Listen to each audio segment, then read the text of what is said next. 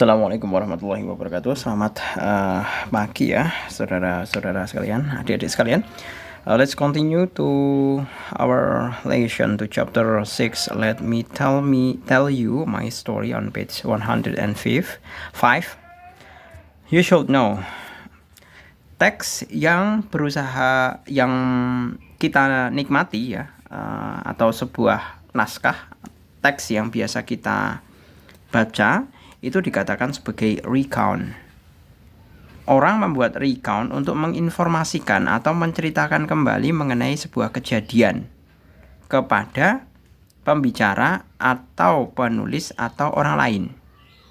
Ya, diingat itu namanya recount. Kebanyakan recount itu memiliki beberapa elemen. Di antaranya pertama adalah orientasi. Sebuah orientasi yang memberikan informasi kepada pembaca atau pendengar tentang waktu, tempat, dan juga orang-orang yang terlibat di dalamnya. Kemudian, terdapat runtutan kejadian di dalam recount yang diceritakan. Jadi, urutan kronologis peristiwanya itu diceritakan kalau di dalam recount. Kemudian, sebuah kesimpulan yang memberikan a conclusion that give the writer. Jadi sebuah kesimpulan yang diberikan si penulis untuk melihat kejadian maupun melihat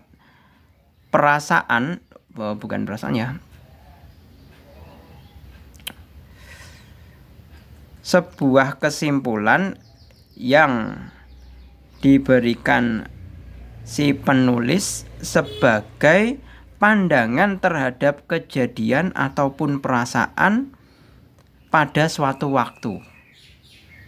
Nah, ini semua merupakan pengertian dari recount. Oke, untuk lebih jelasnya kita pahami untuk beberapa pertanyaan yang di dalam activity 6. In group, discuss the following question. Number 1, what is the purpose of a recount text? Di sini sudah dijelaskan ya, recount text is the purpose of recount text to tell past experience. Jadi untuk menceritakan kejadian yang sudah berlalu.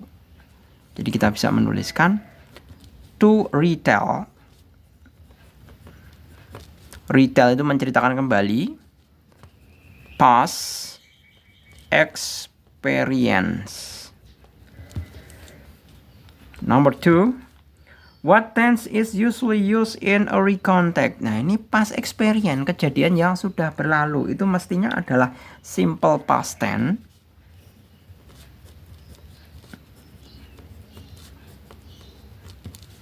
Simple past tense and past continuous tense. Number 3, which topic would be recount text? Nah, yang bisa dijadikan sebuah recount text itu apa? Nah, recount text, karena tadi kan sudah dikatakan bahwa recount text itu adalah menceritakan kembali pengalaman yang sudah berlalu. Berarti mestinya adalah yang pertama, my last holiday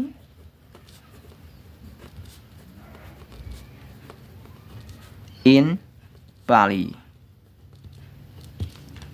Kemudian, kalau student should be punctual, it's not recount text, ya, karena tidak ada menceritakannya apa.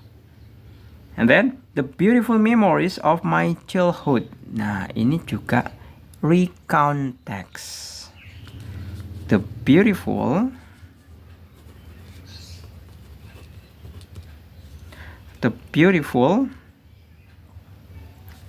memories of my childhood.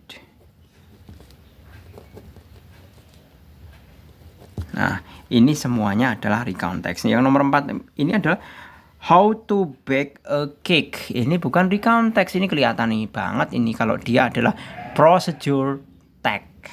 Bagaimana how to itu pasti prosedur text. prosedur teks itu pasti berupa how to.